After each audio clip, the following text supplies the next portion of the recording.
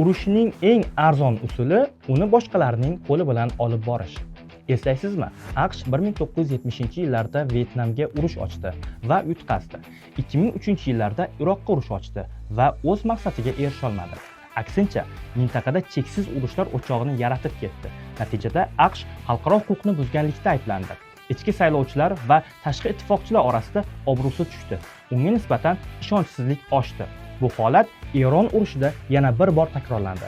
SSRning Afg'onistonga yurishi ham SSRga shunday sharmandalik olib kelgan edi.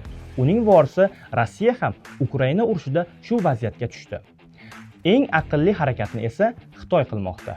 U o'z qo'li bilan emas, o'zgalar qo'li bilan urushmoqda.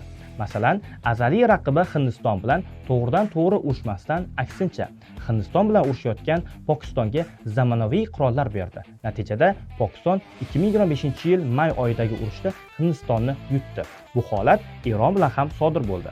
Xitoyning gegemoniyada raqobatchisi bo'lgan AQShni zaiflashtirish uchun AQSh Eron urushida Eronga zamonaviy qurol-yarog'lar, AQSh bazalari haqida sun'iy yo'ldosh ma'lumotlari, eng so'nggi razvedka ma'lumotlari va boshqa ko'plab yordamlarni berdi. Natijada Eron AQSh bazalariga qaqshatqich zarba berib, juda katta talofatlar yetkazdi.